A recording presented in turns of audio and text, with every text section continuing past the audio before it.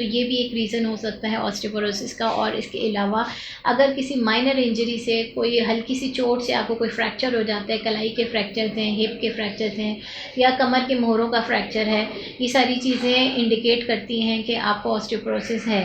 बाज़ औक़ात हम सिर्फ एक्सरे में देख के ही डायग्नोस कर लेते हैं कि ऑस्टियोपोरोसिस हो रहा है, और कुछ जगहों पर हमें कुछ इसके स्पेशल टेस्ट होते हैं, स्कैन्स वगैरह होते हैं, वो करवाने पड़ते हैं अगर सिम्टम्स हैं मौजूद।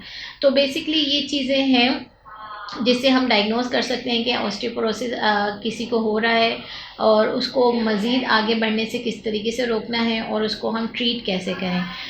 सबसे पहले तो मैं ये बता दूं कि ऑस्टियोपोरोसिस के मसाइल क्या होते हैं। अगर किसी को ऑस्टियोपोरोसिस हो जाए, जैसे मैंने आपको बताया कि हिप फ्रैक्चर्स, कमर के मोहरों के फ्रैक्चर्स और कलाई के फ्रैक्चर्स, ये बहुत कॉमन हो जाते हैं। और अगर इन फ्रैक्चर्स की वजह से पेशेंट बेड पर आ जाए तो उसकी लाइफ एक्सपेक्टेंसी कम हो जाती है। आपको एक मेजर सर्जरी की ज़रूरत पड़ सकती है, और आपके अगर वो सर्जरी प्रॉपर तरीके से किसी वजह से ना हो सके तो फिर बेड बाउंड हो जाते हैं, और बेड बाउंड होने से मज़ीद हड्डियाँ कमज़ोर होती हैं, मरीज़ के और जगहों पे इन्फेक्शंस हो सकते हैं, और उसके साथ साथ ये होता है कि मरीज़ की लाइफ एक्सपेक्टेंसी कम हो जाती है, यानी कि उसकी जो नॉर्मल लाइफ है उससे कम हो सकती है।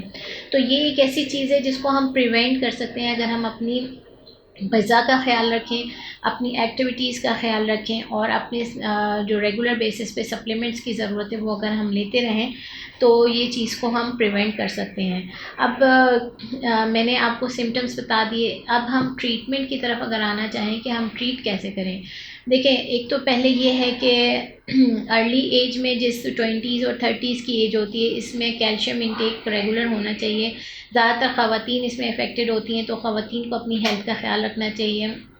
मिल्क इंटेक एक रेगुलर बेसिस पे हर खातून को लेना चाहिए। बहुत सी ख़वातीन कहती हैं कि हमें दूध का टेस्ट पसंद नहीं है या हम दूध लेना पसंद नहीं करते, तो ये चीज़ आगे चल के फिर आपकी बोन्स को वीक करती चली जाती है। तो मिल्क इंटेक बहुत इम्पॉर्टेंट है। सन एक्सपोजर बहुत इम्पॉर्टेंट है, जिससे विटामिन डी बनता है। और दूसरा, चाइल्ड बेयरिंग एज, जो हामला ख़वातीन होती हैं और जिनकी मल्टीपल प्रेगनेंसीज़ हो चुकी हैं, जो 2, 4 या 5 डिलीवरीज़ हो चुकी हैं, तो उनमें कैल्शियम डेफिशिएंसी बहुत तेज़ी से होती है। गो के उस वक्त उन्हें इसका पता नहीं चलता, क्योंकि उस वक्त अर्ली एज होती है, 30s में, 20s में ख़वातीन अपनी सेहत का ख़्याल नहीं रखती, लेकिन आगे चल के ओवरऑल हड्डियाँ आहिस्ता आहिस्ता कमज़ोर होना शुरू हो जाती हैं। तो अर्ली एज से ही अगर आप अपनी बोन्स का